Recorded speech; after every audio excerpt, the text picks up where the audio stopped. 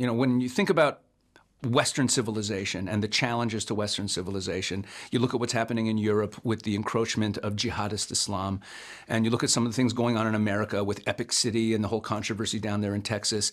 And if you pull back the camera and ask the question, what is the plan for Judeo-Christian Western civilization to push back? How does a moderated Islam come into being? Well, we learned from World War II that the only real way to defeat a radical ideology is to actually defeat it. And I think this is the first opportunity and the first time we're seeing where radical jihadist Islam is actually being defeated. So it's huge.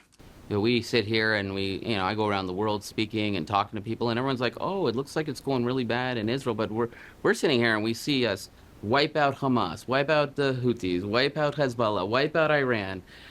But obviously it's not us. It's not because Jews are great athletes. It's God going before us in battle. How big a deal is this being able to see God in action?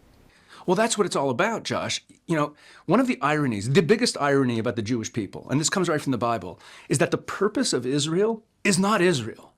God tells Abraham to bring blessing to all the families of the earth. He tells the people of Israel at Sinai to be a kingdom of priests. What does that mean? You're not a priest. I'm not a priest. What does it mean, a kingdom of priests? What that means is that the people of Israel as a collective, as a kingdom, as a civilization, has a priestly role to bring knowledge of God to the world. How do we do that?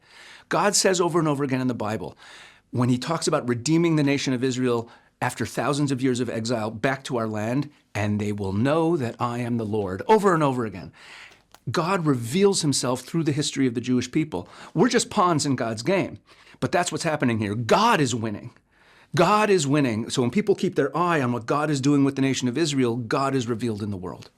Another thing to keep an eye on is Christian support for Israel. That's winning. You know, faith-based diplomacy is the name of the game right now.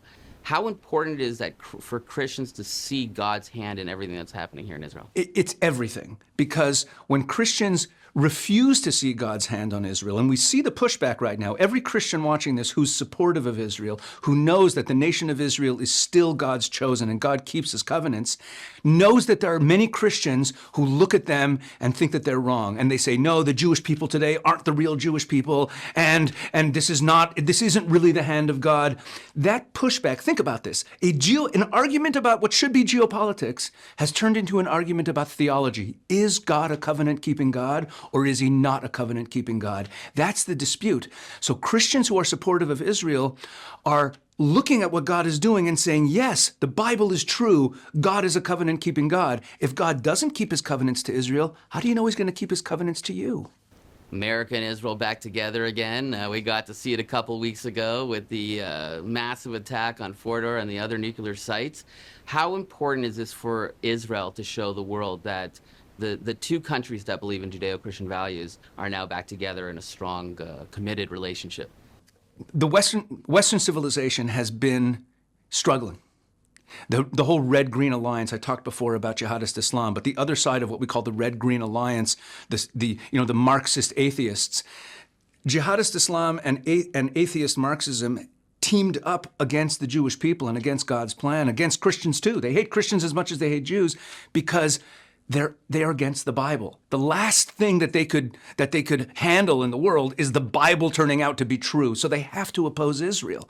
So America rising up to stand with Israel and to support Israel, the Jewish people in the Jewish homeland, is actually an affirmation of the Bible. It's America affirming that it is still based on biblical principles. Jews and Christians are celebrating around the world, but not everyone's celebrating. You hear, as President Trump says, kooks like Tucker Carlson and Candace Owens. They're very upset that we took on the Islamic radical regime. Where is this coming from? I think it's coming from a biblical place. It's coming from a demonic place, but biblical, in the sense that if you look at Psalm 83, which speaks about war and the purpose of war, and it speaks there about those among the nations who want to deny that the nation of Israel is a nation. It literally says that in the Bible. They want to deny that the nation of Israel is a nation. And then at the end of the psalm, there's this interesting prayer where we ask God to bring shame upon them.